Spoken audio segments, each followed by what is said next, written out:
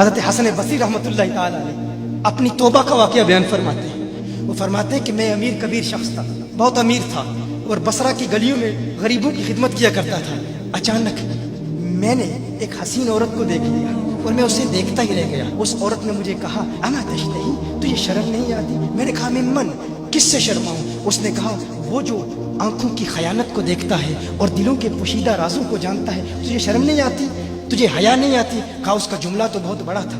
حسن بصری اپنی توبہ کا واقعہ بیان فرما رہے ہیں۔ فرمایا اس کا جملہ تو بہت بڑا تھا لیکن وہ اتنی حسین تھی، ایسی خوبصورت تھی، میں پھر بھی مسلسل اسے دیکھتا رہا اور دیکھتا ہی رہ گیا۔ اور پھر آخر اس نے کہا کیوں بار بار مجھے دیکھتا ہے؟ میں نے اس عورت کو کہا کہ تیری آنکھیں اتنی خوبصورت ہیں کہ تیری جھیل جیسی آنکھوں میں ڈوبنے کا جی چاہتا ہے۔ اس عورت نے کہا اچھا تو ایسی بات کرتا ہے، تو یہاں انتظار کر۔ وہ عورت اپنے گھر میں چلی جاتی ہے۔ تھوڑی دیر کے بعد کہا میں انتظار کر رہا تھا۔ تھوڑی دیر کے بعد اس کی خادمہ آتی ہے، اس کے ہاتھ میں ایک تشت ہے اور اس تشت کے اندر اس پر ایک کپڑا ہے۔ کہا میں نے کپڑا اٹھایا تو اس میں اس کی 2 آنکھیں تھیں۔ اس نے اپنی 2 آنکھیں نکال کے اپنی خادمہ کو دے دی کہ اس کی وجہ سے اس کا دل دین سے دور ہوا ہے، مجھے یہ آنکھیں نہیں چاہیے۔ کہا اس پر ایک کاغذ تھا، کاغذ پر لکھا ہوا تھا مجھے ایسی آنکھوں کی ضرورت ہی نہیں جس سے ایک مرد فتنے میں مبتلا ہو جائے۔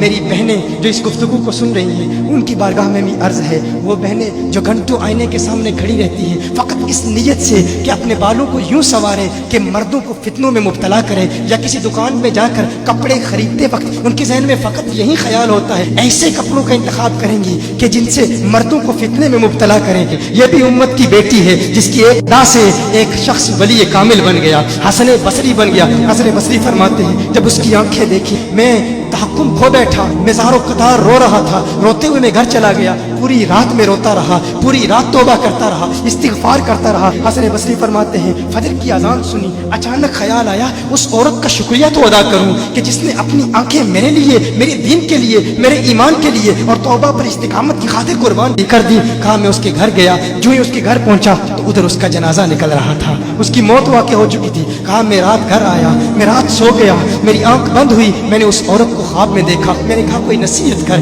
اس عورت نے کہا کہ جب تنہائی میں ہو اللہ کا ذکر کرتے رہو، اور جب صبح کرو تو استغفار کرو، شام کے وقت استغفار پڑھو۔ کہا میں نے اس وقت توبہ کر لی، ایک عورت میری توبہ کا سبب بنی، ایک عورت کی وجہ سے مجھے توبہ پر استقامت ملی۔ یہی حسن بصری پھر وہ واقعہ بھی آتا ہے، وہ دور بھی آتا ہے، ان کا ڈر کتنا ہے، ان کا تقوی کتنا ہے، پرہیزگاری کتنی ہے۔ یہی حسن بصری ایک دن ایک شخص نے حسن بصری رضی اللہ تعالی عنہ سے کہا ہے حسن بصری کیا آپ جانتے ہیں کہ جہنم سے جو شخص سب سے آخر میں جہنم سے نکالا جائے گا اور پھر یا حنانو یا منانو پڑھتا ہوا جہنم سے باہر نکلے گا؟ حسن بصری فرماتے ہیں کاش میں وہ شخص ہوتا، کاش میں وہ شخص ہوتا۔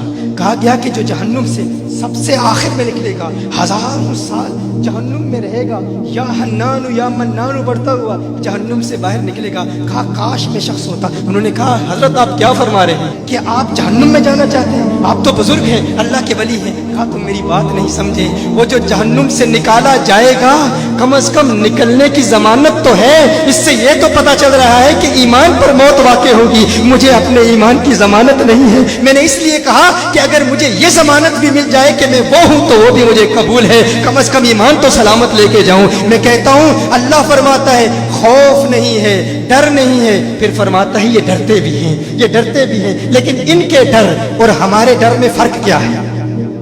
ان کے ڈر اور ہمارے ڈر میں فرق کیا ہے؟